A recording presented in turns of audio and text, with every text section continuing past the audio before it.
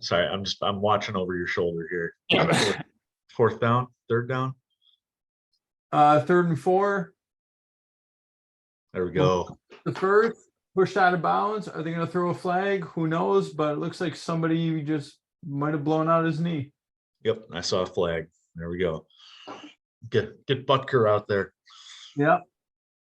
We can finish watching the game and then. Yeah, that works. Siemi baki yoko oyo samina mina Edward Mende samina mina sam sedate. He comes from Senegal.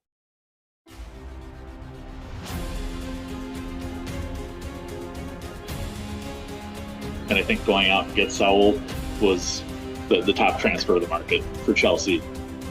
Chesney could have been in the shower smoking a cigarette like he was at Arsenal, and we still would not have scored. My rants have been fueled by Scotch.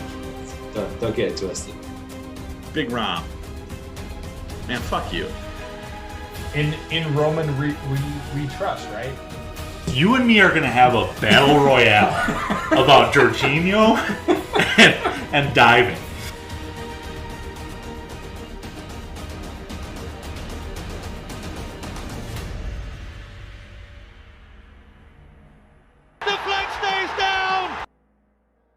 Welcome to the Flag Stays Down podcast. Make sure to subscribe, rate, and review on Spotify, Apple, or wherever you get your podcasts. And tonight, it's two-man wrecking crew, like Wrexham's Deadpool and Fat Mac. You got Matt at Matus Lee, myself, Andy at Comiskey North. Matt, how you doing? Doing well. Very eventful weekend. Enjoyed dealing with all the snow that we got down here in Milwaukee. So put my snowblower to very good use. Had my wife's baby shower up in Appleton, so got some nice stuff and everything like that for the upcoming expectancy of our child. So was busy setting up some of that stuff, car seats and strollers and all that fun stuff.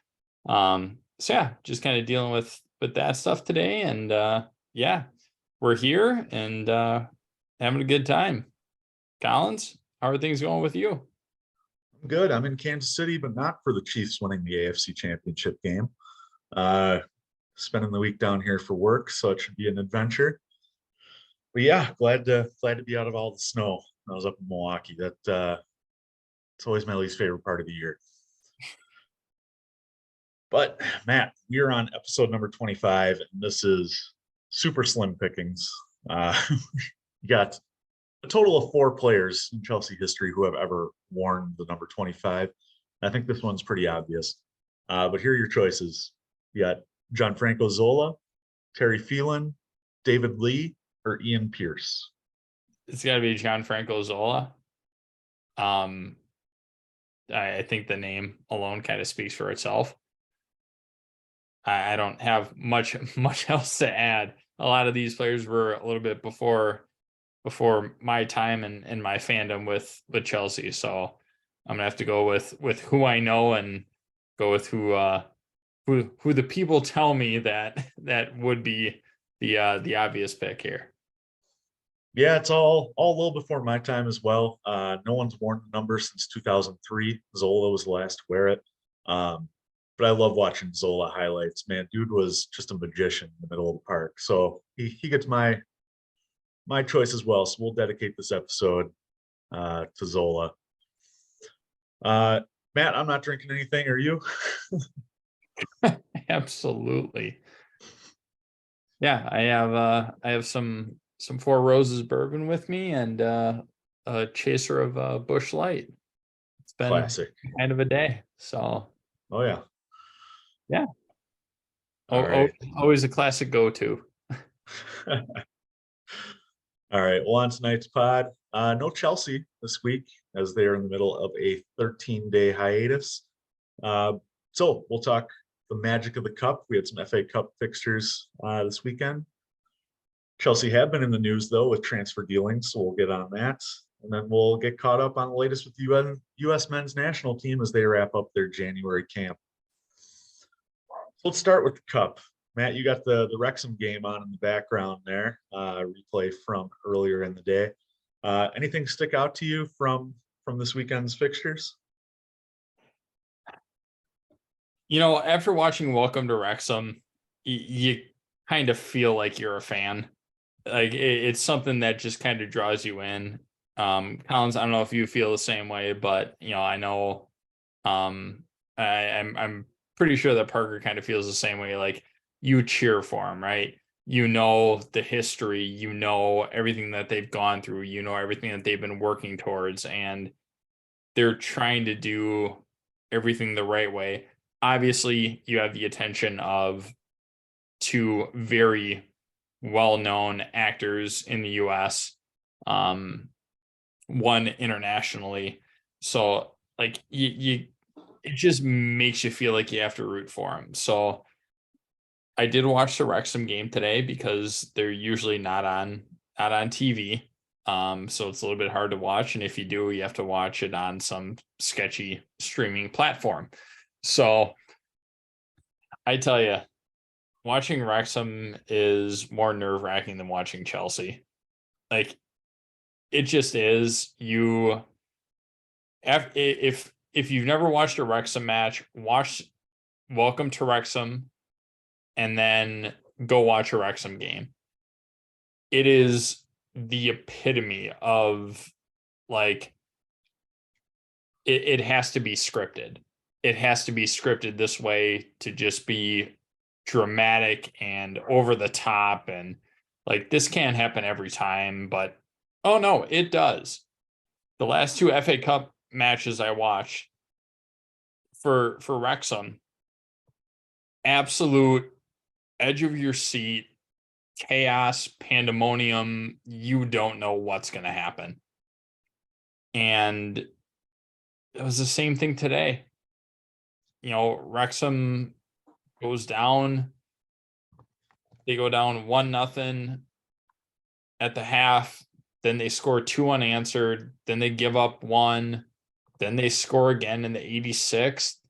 And then they concede a cheap one in the 94th or 95th minute of stoppage time. And so they were going against Sheffield United, and so they force a replay. I don't know. It's all there. It's almost like you could script it, but at a certain point, it almost seems like you can't script it to go this way all the time. And that's kind of what I feel watching those games.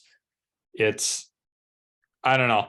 It's one of those things you want to cheer for them, you hope for the best and everything, and you see everything going well, and then you just kind of expect something else to happen just to cause all that drama. But you know, that's just the Wrexham game. Shout out to Joe Mach. Sorry about Liverpool. I did watch that game this morning. God, that goal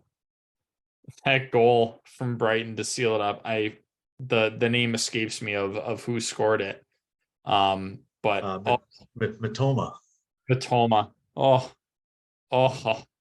just doing Liverpool dirty. Like that's just a well taken goal. There's not much else you can say about it. But you know, it's one of the things, right? It's the excitement of the FA Cup, right? That's what we've always said, right? It's the magic of the FA Cup. It is, I think, I wouldn't say on par with the World Cup this year, but it's got that same level of nobody knows what's going to happen, and anything and everything has and will continue to happen. So I'm here for it. I want all the cup action. Bring it on. The thing that I love about the Cup this year, like you said, it's kind of like the World Cup in that it's unpredictable. But it hasn't really been that way in a couple of years. But you look this year, and now after the fourth round, and we still got one more match yet tomorrow with West Ham and Derby. But a lot of the big boys are out. Arsenal's out, Liverpool's out, we're out. Manchester City didn't look great, even though they beat Arsenal. Spurs didn't look great, even though they played Preston. It's up for grabs this year, which is exciting, especially as a neutral, which is it's hard to say as a Chelsea fan. But bring me the chaos. The one thing the two things I want to point out besides the Wrexham match, like you said, the Brighton match, Brighton against Liverpool was a thriller. Matoma's goal late was just so great. But you look at us and Liverpool, we're kind of in the same boat in the league, both struggling with squads that probably need a little bit of turnover. But the difference, I think, is the ownership. We're in 10th out of the cup. You still have Champions League, as do Liverpool. But we're just bringing in so many new players. There's so much hope for the second half of the season. I don't see that with Liverpool. Cody Gakpo has been their marquee signing, and he's put up straight sixes since he's arrived at Liverpool. Hasn't looked great. And so I think that the level of investment that Bowley and the group is making is at least giving us hope. And then you look at the big match of the weekend, Friday, Manchester City against Arsenal. Those teams have yet to face each other in the league. And so this, I think, City coming away with a 1-0 win on a great goal by Nathan Ake is kind of a psychological blow to Arsenal. It's kind of the first chink in the armor. And honestly, I think most fans would prefer City to win the league over Arsenal. I would love to see them come back. I do not want London to turn red, quote unquote. But it was good to see Arsenal finally drop some points, look frail against a real title contender, even though it wasn't a league match. I lost my train of thought there, Matt. No, I agree. Like, Arsenal has been on a tear, right? I don't think anybody's going to argue that. But to see them, because they haven't looked vulnerable, right? They've been able to, even at times squeak out wins. And again, we've always said 3 points is 3 points. It does seem like they have been on the better side of those matches, and they are pulling out their victories and everything like that. But to see that it's still going to be a race, I think that's the important part. That, like, obviously we know Chelsea's out of it, right? I don't think that's a surprise to anybody, but then you look at it from a somewhat neutral perspective and you're like, okay, like, I don't want Arsenal to win. Absolutely not. I would prefer Man City because they've kind of been holding dominance for a while, so I'd be okay with that. Liverpool's not going to be close. I mean, you look at who else is even there, and I'm not putting a lot of faith in Newcastle right now. I don't think that there's really a reason to. Man United, no, I don't have a lot of faith in them. Obviously not Tottenham. I would honestly have more faith in Brighton overtaking Tottenham and Man United than I would United or Tottenham contending for a title at this point. So yeah, I mean, you want to see, as a Chelsea fan, you don't want to see Arsenal win it. You don't want to see Tottenham win it. You damn sure, don't want to see Man United win it.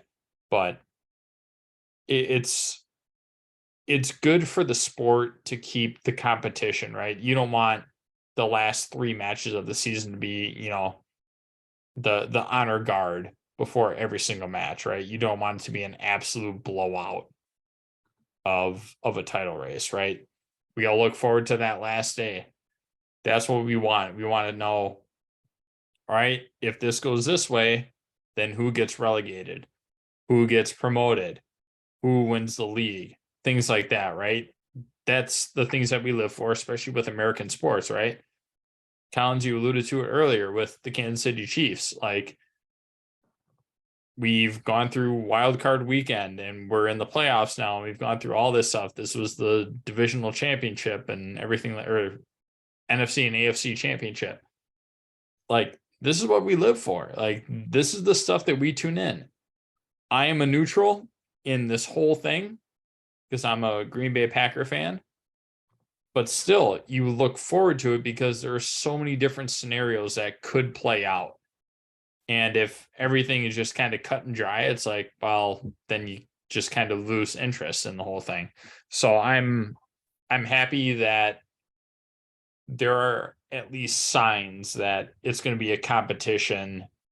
I'm hoping it comes down to the last day, both teams tied on points, and whoever scores the most goals or whoever has the best goal differential, they win.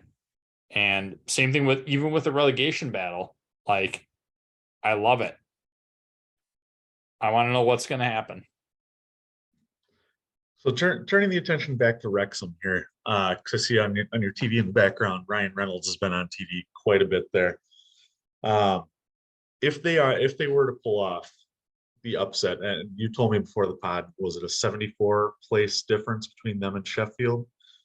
71, but yeah, right in that ballpark. So they will have their replay, looks like on February 7th, with the winner advancing into the 5th round. If Wrexham advances, and I don't even know if this is contingent on that, I've seen figures of ESPN's FA Cup coverage. Viewership is up like 800% over last year or something like that. And I think primarily because Wrexham is making a deep dive here. Does Wrexham become America's second team? Behind Leeds? Oh, fair. No, I that's a really good point. I think that with the expansion of the game as it is right now, especially in the US, right? You and I specifically know, and so does Parker, like, the game is growing in the US. You can go anywhere and you see people wearing, whether it's Bayern shirts or whether it's Chelsea or Arsenal or whatever, pick your club. You see people all over the place wearing them. I think my biggest takeaway would be that we also want to know what's happening with the lower clubs. We want visibility into that. We've always heard about, the price difference as you go down in tiers, and we've heard about the parachute money and blah, blah, blah. I think what Wrexham has been able to do, and mainly because of who bought the club, I'm not going to say like the players, but mainly because of who bought the club, the docu-series, things like that. I think what it's helping to do is to actually expand the game far beyond the Premier League and the Championship, right? Because there are other teams that are down in League One that, we would watch play in the Premier League, right? Like, where's QPR these days? League One. Yeah, like, the old Joey Barton special, right? Like, we love just watching all that, and we're kind of curious as to, like, what's going on with them, and are they able to come back and stuff like that. You look at, obviously, like I talked about, Sheffield United, they're second in the Championship right now. But you look at some of these older teams that used to be top tier, right? You talk about like Ipswich, or you talk about like a team that was always up there like Norwich or Blackburn or Reading. You talk about all these teams that used to be there and now they're not anymore. Like you're kind of curious as to what happens with them. And I think what we're learning is that we want exposure to everything, not just the top tiers, but we kind of want exposure to everything. And me just watching the 2 Wrexham games when they were available, I want more. Not just necessarily Wrexham, but like you're talking about a Nations League team, right? I think they're top right now, going up against second place in the championship. And there's 70 some odd places between them. Well, what's going on with the other 70? Like you would be very hard pressed to find a time where I would not want to watch any sort of football match ever. I can throw on, I think I threw on a Liga MX game last night and I was watching it. Guadalajara against Chivas, I think it was, or Juarez against Chivas. Like, I'll watch it. I'm here for it. Like, give me everything you got. And now we're seeing ESPN Plus with, you know, the Bundesliga. We're seeing it with, you know, Liga MX. We're seeing it with the Belgian league. We're seeing it with Serie A. We're seeing it with La Liga. Right? Like it's there at your disposal. And I think the thing that people should start figuring out, owners of the club, is like everybody wants more. How do you get that market share? Yes. Everybody wants more. Everybody wants to support their team. Everybody wants something consistent that they can watch their team play on. Now, obviously, we on this pod love Chelsea, right? We love the top tier. We love the best of the best. But there is something to be said for watching those lower league teams. There's something that my dad said to me when I was younger, and baseball reference here, so take a drink. But him and I would always take a summer trip to go watch a minor league team, and you know, I was too young to know the difference at the time. But he said something to the effect of, minor league baseball is almost more entertaining to watch because you can't guarantee what you think is going to happen on a play is going to happen on a play. Routine ground ball, shortstop might botch it, throw might go over the first baseman's head, catcher might drop the ball. And that's what you see out of these lower league teams. That's why I enjoy watching, you know, USL Championship, USL League One.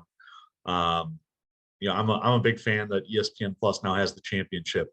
EFL Championship, the Belgian league, like you mentioned, Eredivisie. There's no guarantee that what you think is going to happen is going to happen. And I think Wrexham is perfect. I mean, how many times do we see, not only on the show, but in their matches, where a goal just happens out of nothing? They concede late out of some BS, you know, balls bouncing around in the box kind of deal. It's exciting and I enjoy it. So the further that Wrexham can go, the better. And I think Rob and Ryan are doing a great job promoting the club. I think they seem from the outside as great owners.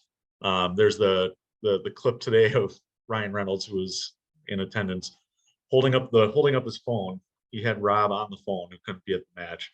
He had Rob on the phone so he could listen to the crowd at the race course. I don't know. It seems like they're really connecting with the community, and that's something that makes them fun to watch. Yeah, 100%. And you know, I think they're trying to do it the right way. You know, whether or not they're successful obviously remains to be seen, but it seems like they're taking the right approach. You know, you look at the big clubs and you look at all the ownership changes. I mean, we know what happened with Mike Ashley at Newcastle. We're seeing what's going on with Everton. We've obviously heard what's going on with Man United for a number of years. Who was the latest club that just got bought? Was that Brighton? Bournemouth. Bournemouth. Like, you want people that are genuinely invested in the club, not just people that are gonna throw out a paycheck. And I think people are starting to see that a lot more. So I think that they are approaching it the right way. And again, they're invested in the community, right?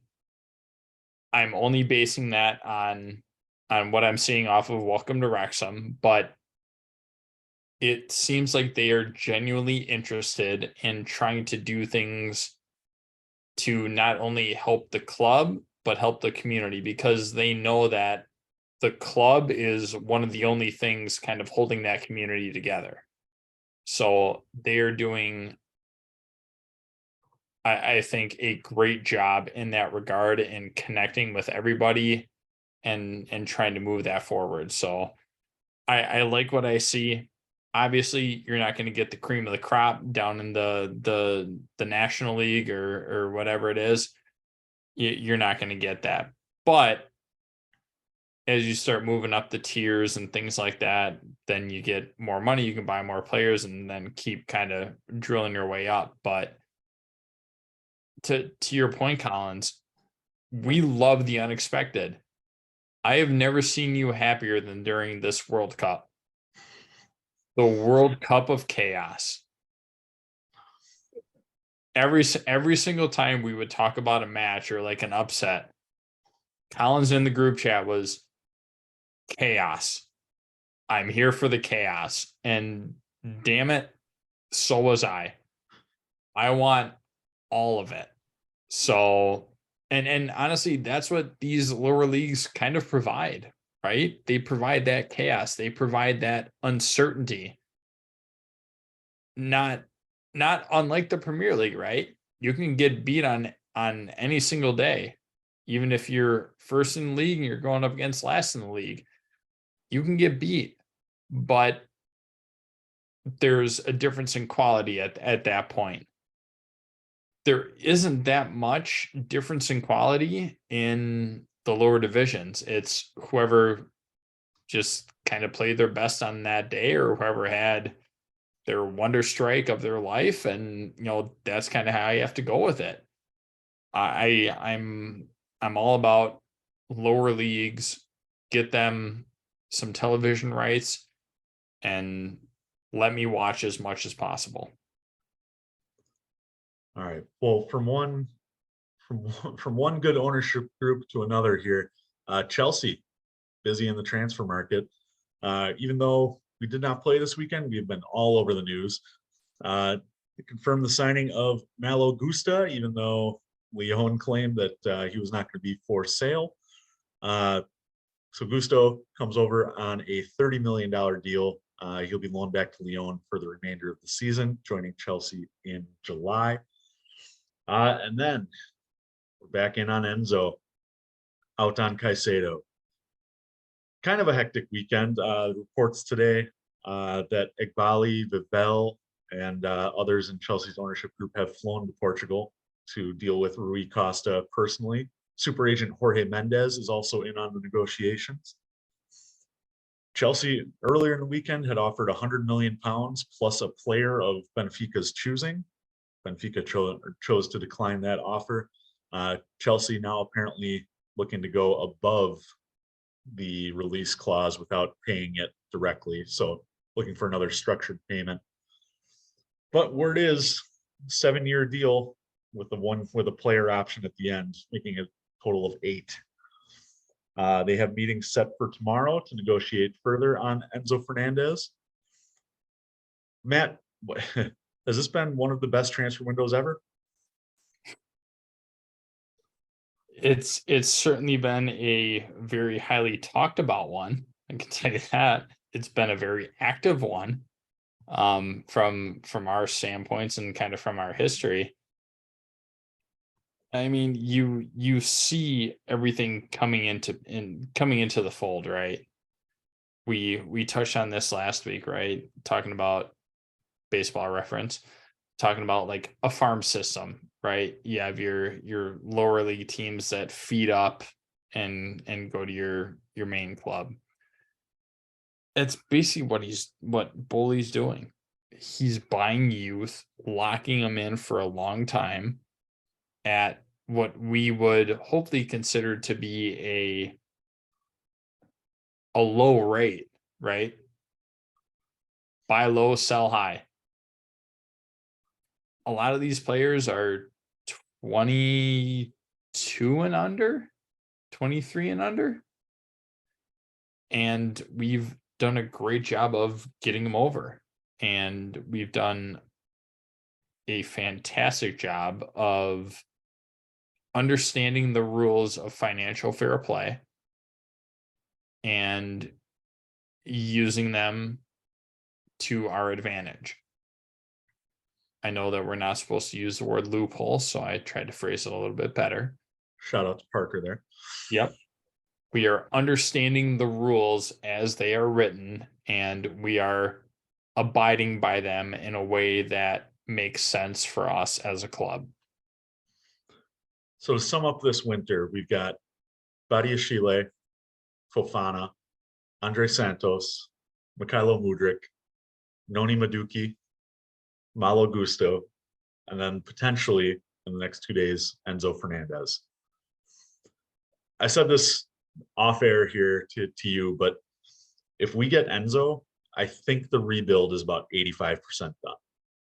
I think we're a striker and another midfielder away from completely flipping this team. And again, like you mentioned, it's all young talent signed on long-term deals. And they all seem to be good signings, like needed signings. Badiashile has been a rock in the 2 matches he's played. Fofana, we love an Ivorian striker at Chelsea. Andre Santos just scored 3 goals in 3 matches at the South American U20 Championships. Mudryk, there's been some people saying that he's an eventual Ballon d'Or winner. Maduki is a young right winger, highly touted, who, you know, we haven't had a decent right winger in a while, so I'm interested to see how he plays. Malo Gusto had Neymar and Mbappe in his pocket, playing for Lyon as a 19-year-old. Oh, and don't forget, we also got João Felix on loan. It's been pretty successful. And honestly, if we can get Enzo, even if it's to, you know, sign him now, loan him back for the rest of the year, I'm okay with that, because this year doesn't count, right? We're in 10th. We got Dortmund in the Champions League, but that's really all that's all we're in right now. So I think starting in August, starting the 23-24 season, that's when you can evaluate Potter. That's when you can evaluate this team, because it is a great class coming in. Because don't forget, we got Nkunku coming in as well in summer.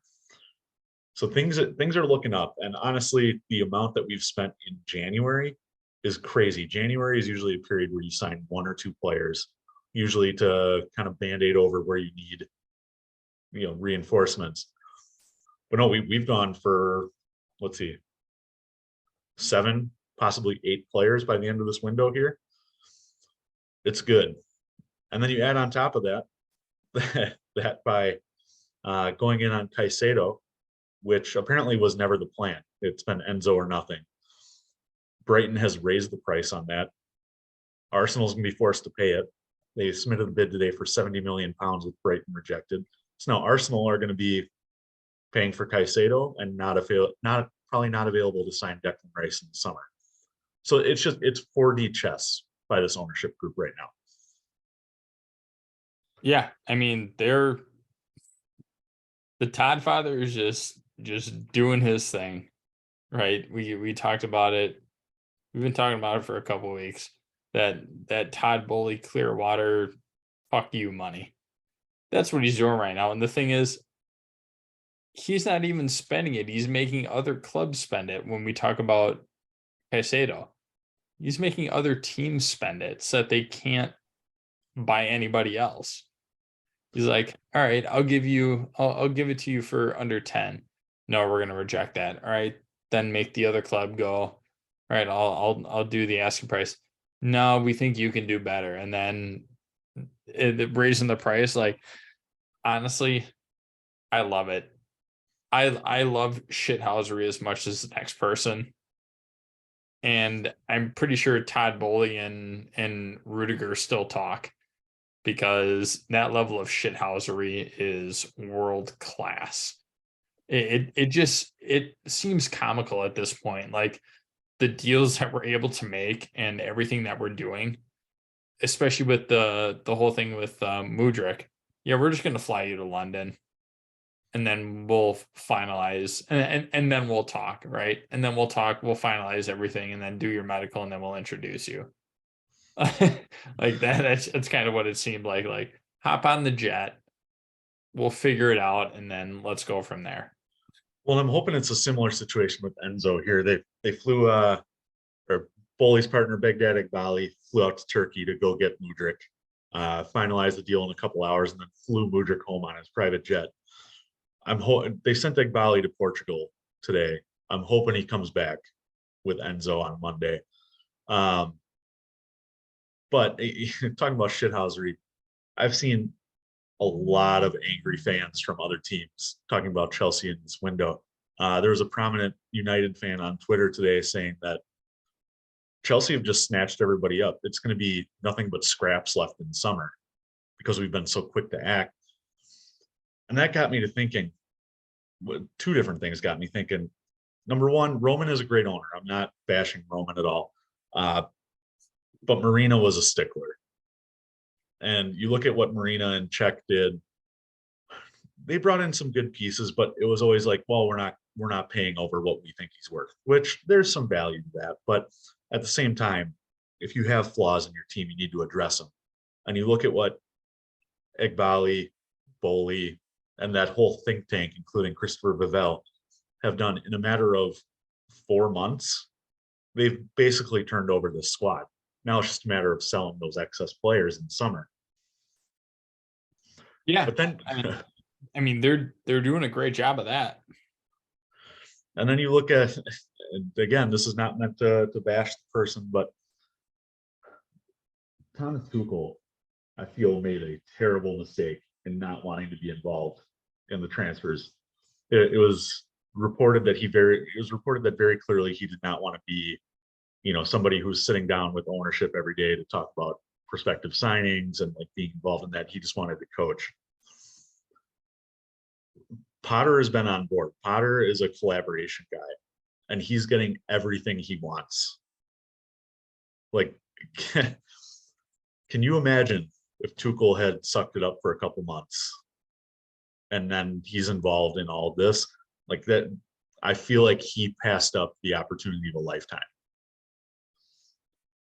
I mean, it's hard to say, because I feel like Tuchel had a very specific group of players that he wanted that were in their prime.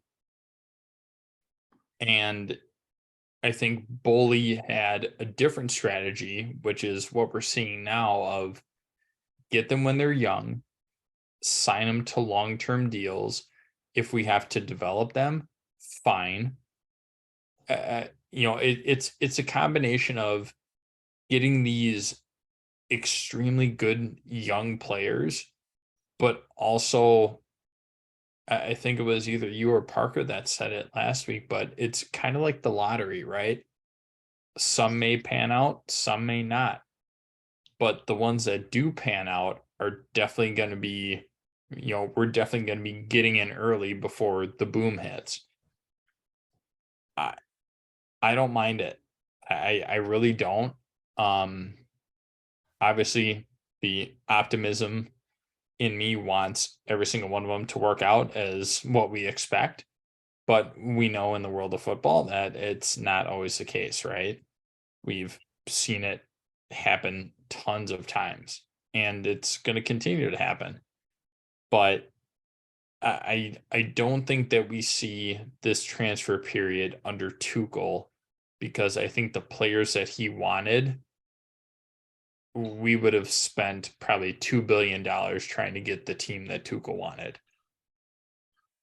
Yeah, I think you're right on the lottery tickets, and um, just looking at who we've signed since Bullies came on, I'm not worried about the guys that we splashed crazy amount of cash on. I think Mudryk is going to be real good. He looked real good for that 30 minutes.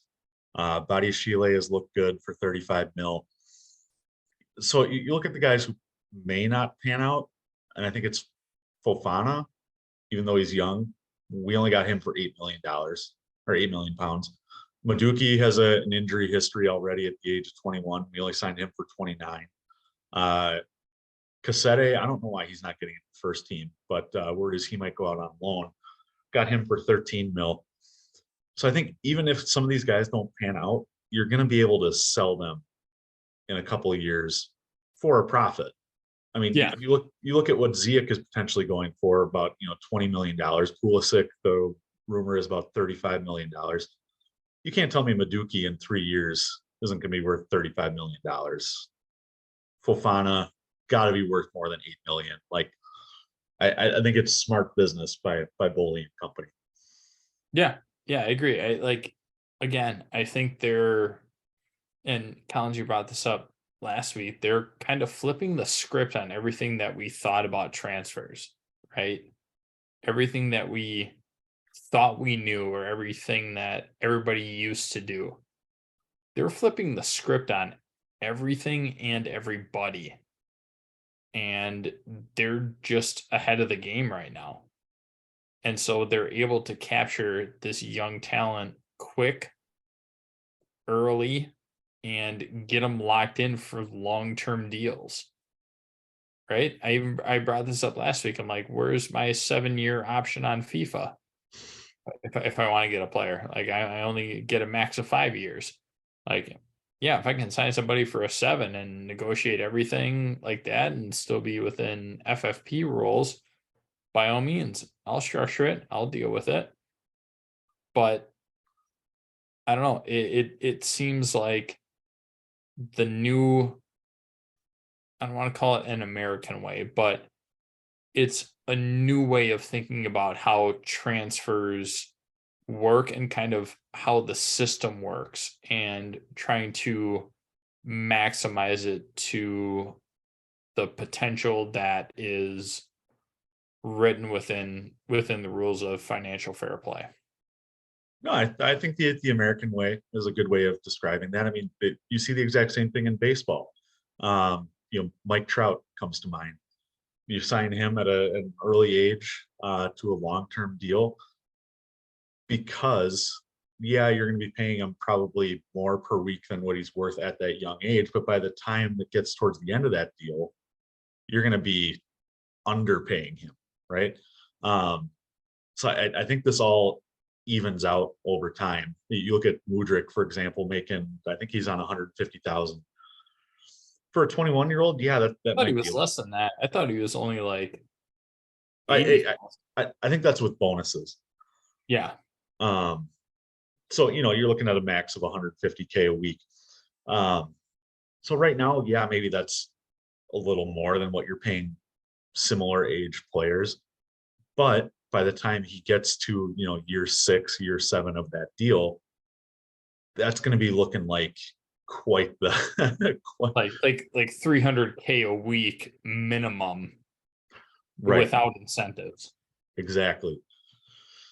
So it's good. And going back to the shithousery, it's even better now that UEFA has been asked to come in and regulate, saying that you can have deals longer than 5 years, but transfer fees can only be amortized up to 5 years.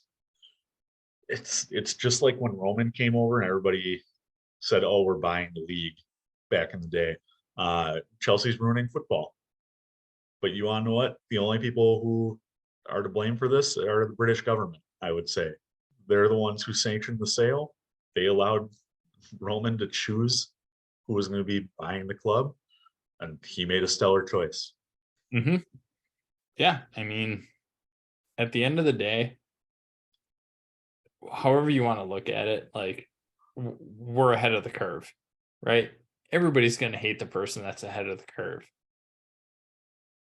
I'm I don't want to throw this name out there, but I will.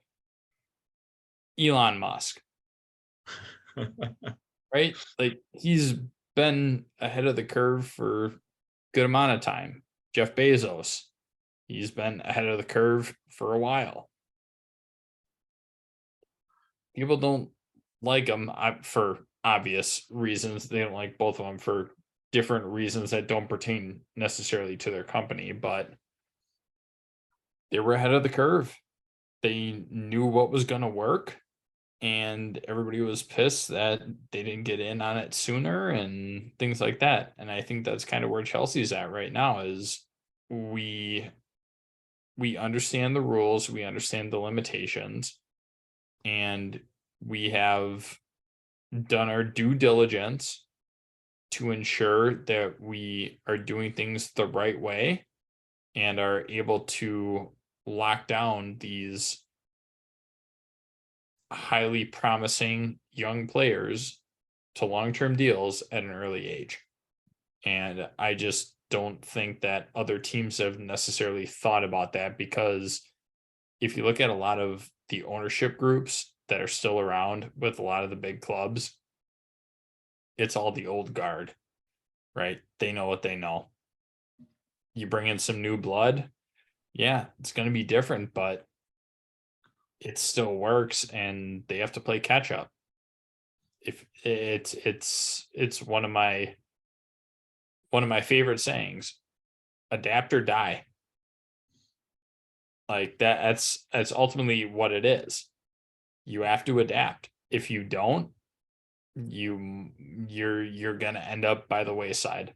And I think that's what we're seeing right now. And speaking of having to adapt, let's turn domestically here.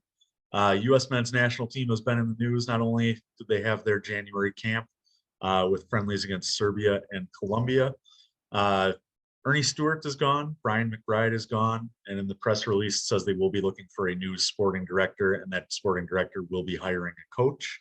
So Berhalter's gone. But Matt, I know that you're more about the on the field stuff with the U.S. men's national team.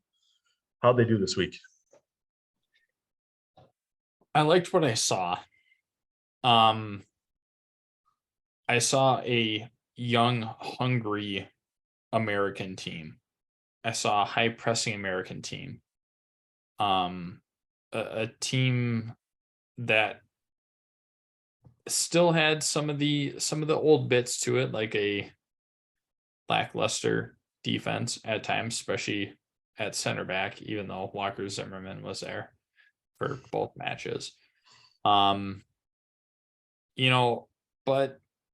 again, I like what I see out of the midfield and out of the attack. A lot of young promising players that looked so good on the ball, off the ball, doing the dirty work to track back and everything like that. I think that's what we want as the identity of the U.S. men's national team. I think it's something that's been lacking for a while. We haven't always been, I don't want to call it like gegenpressing, but we've always been a team that just kind of falls back to the defensive side, and then we try and hold shape, and then it ends up burning us because we can't score. There were a lot of chances that we had, but to see the youth, the speed, the tenacity of a lot of these young players was really a lot of fun to watch. It's one of the few times I've been excited to watch an international friendly. Obviously we had the two against Serbia and Colombia, but I watched them both and I liked what I saw. Again, it was a very young roster. A couple veterans, slotted in there. Kellen Acosta, Paul Arriola, aka Paulie Nips. Walker Zimmerman, Aaron Long, you know, questionably Jesus Ferreira, but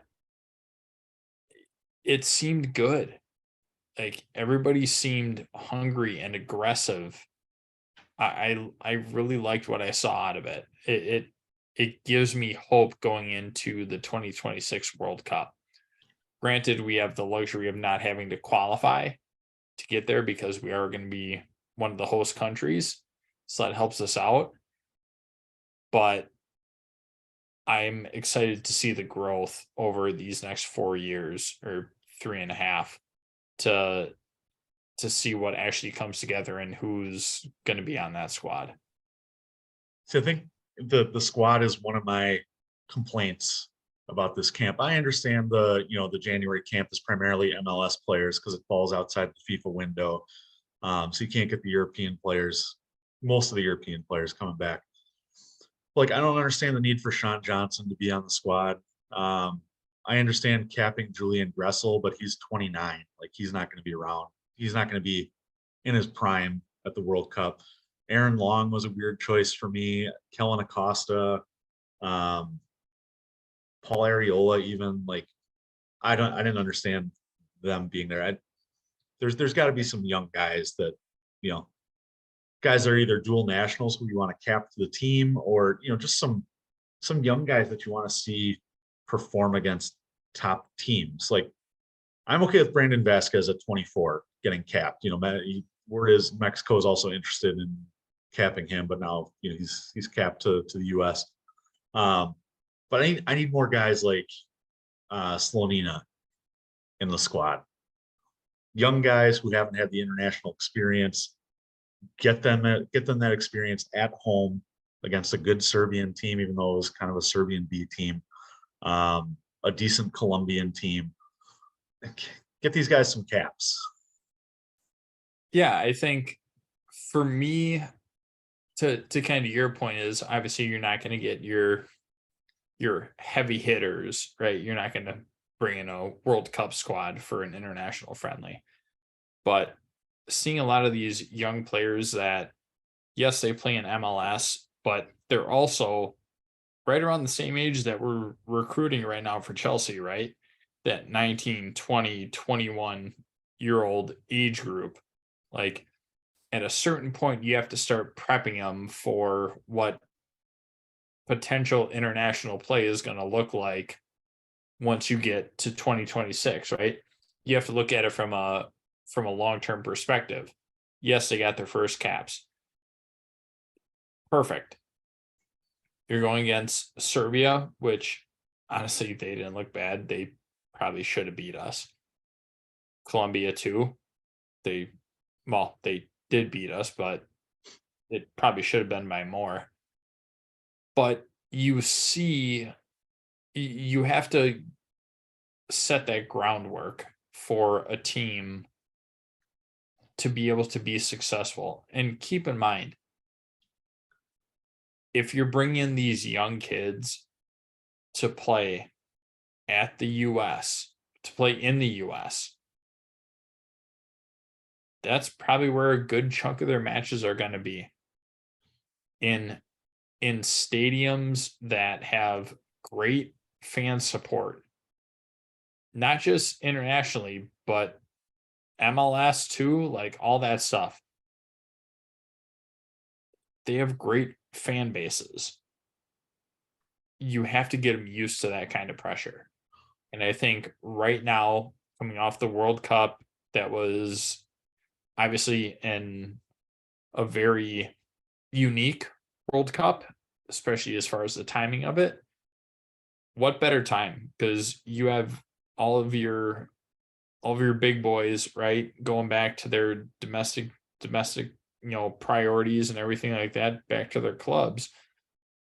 Give the kids a trot out, right? We've harped that for as long as we can, for as long as we started this pod.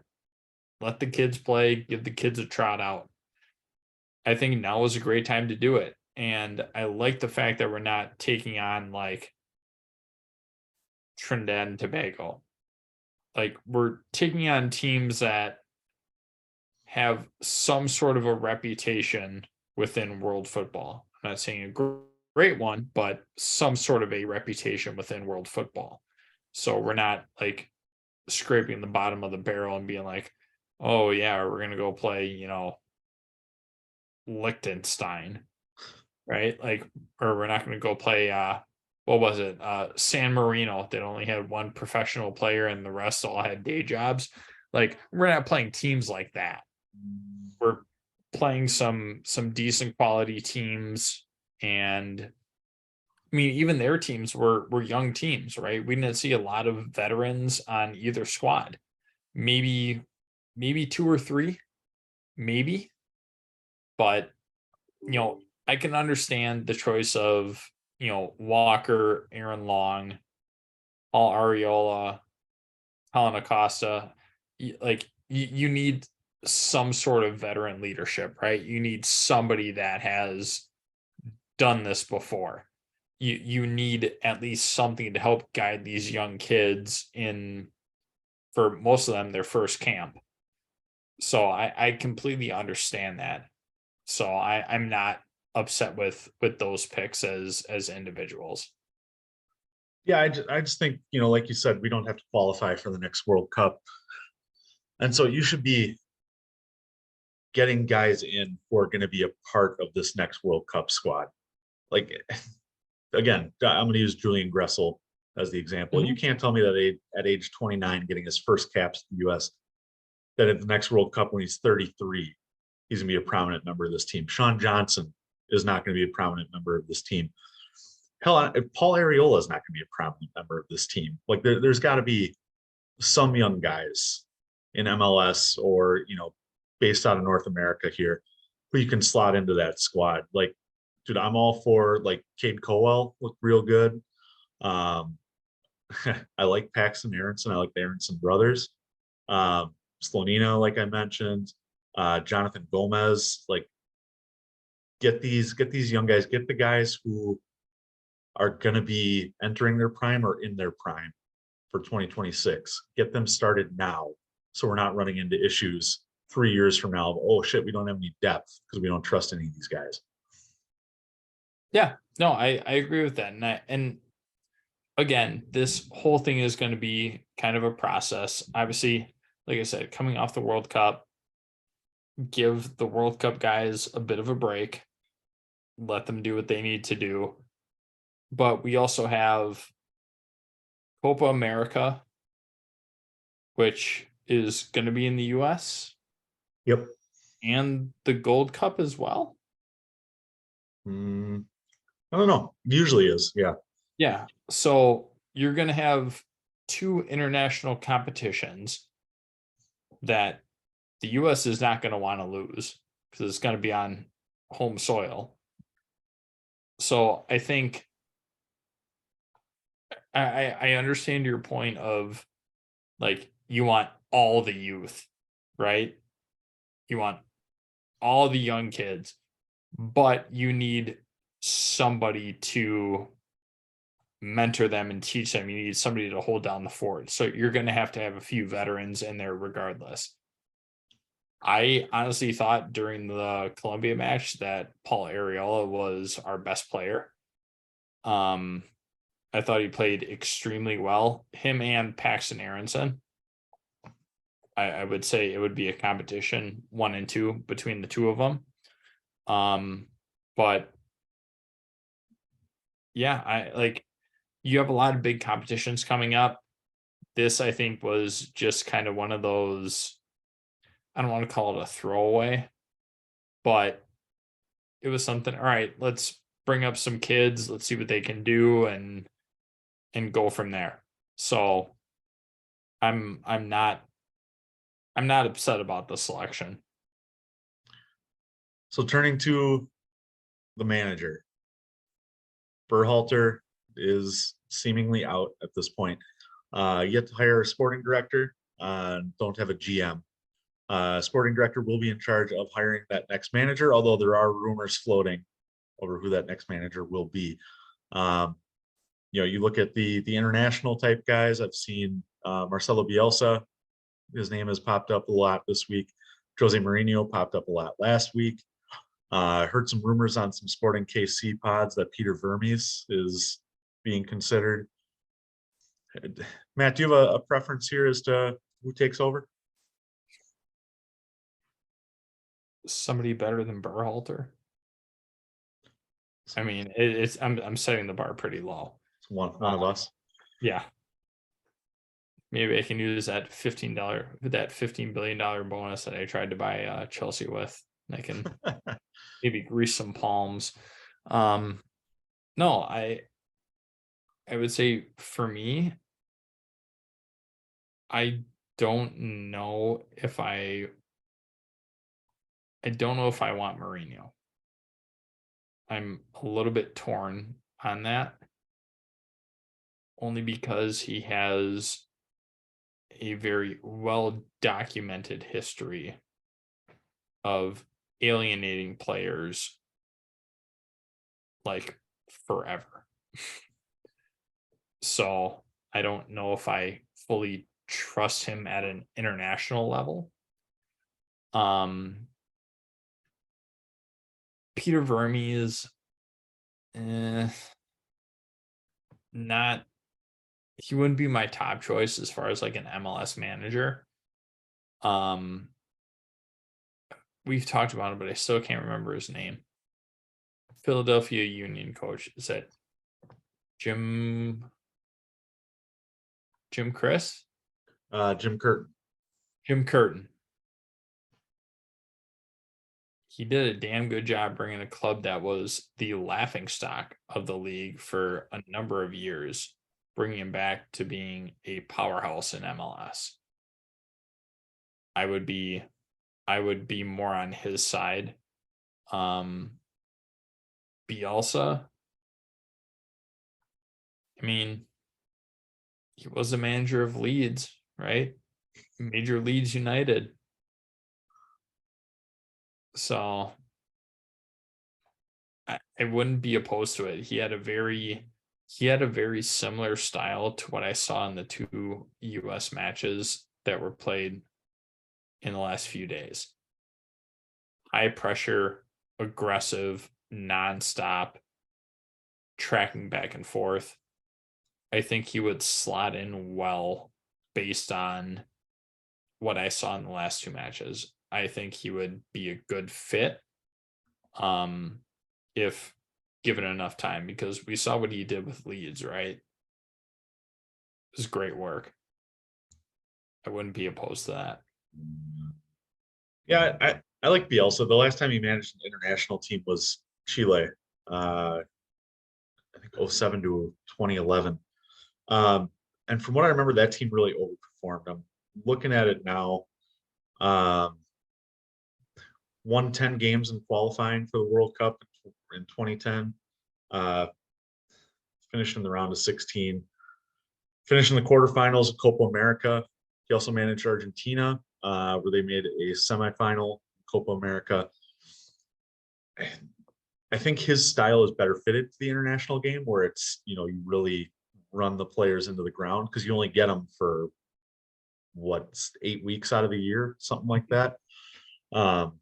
So you're not going over a 38 game schedule plus other competitions and all that, where you're going to run these players dry, and at the end of the season you're limping in. I think his style really fits the international game, and with as many Spanish speakers as we have on this US team, I think that fits in well as well.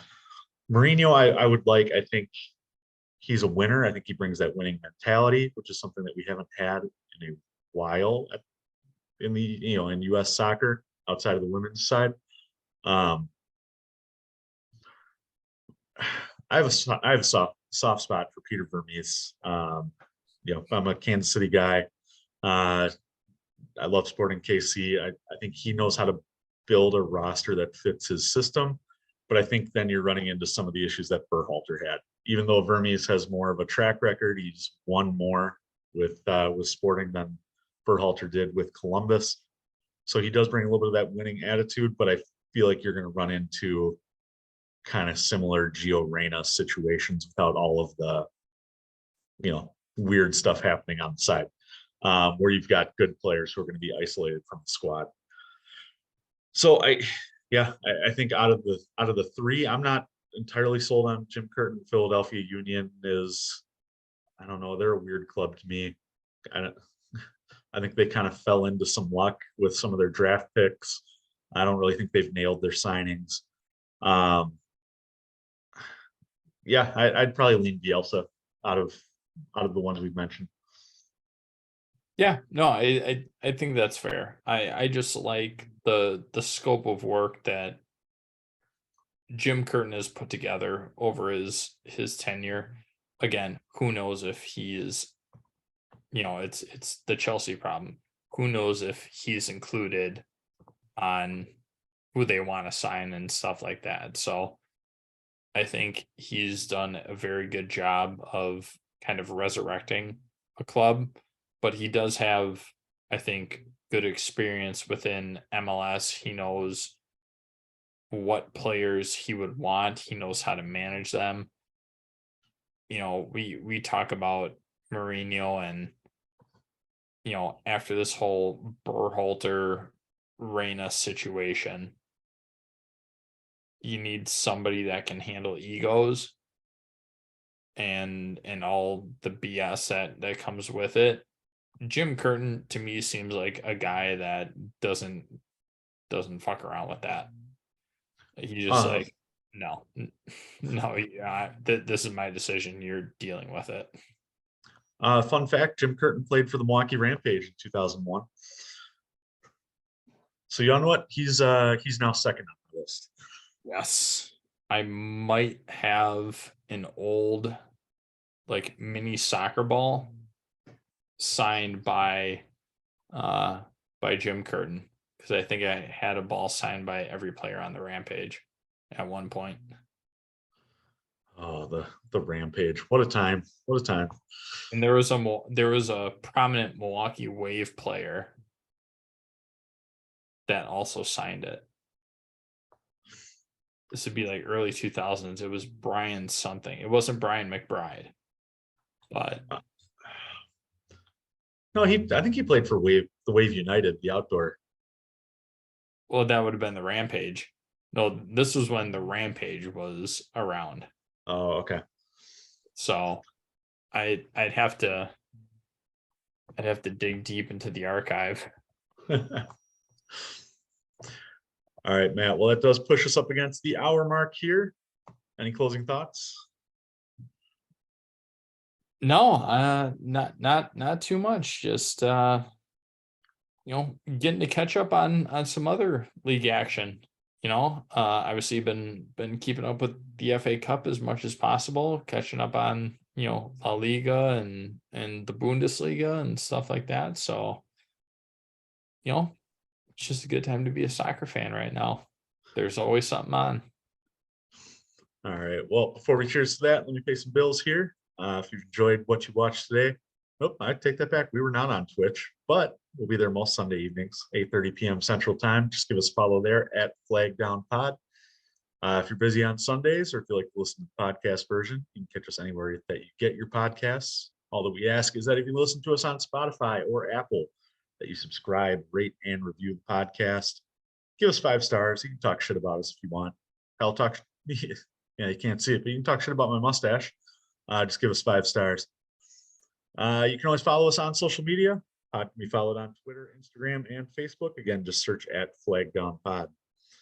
If you have any questions or comments you want us to address on air, we're always happy to read what you got. Either drop us a DM, leave us a comment, or come join us on the chat on Twitch. So that's all I've got, boys. Let's toast having the weekend off. Cheers. I'm all potted out.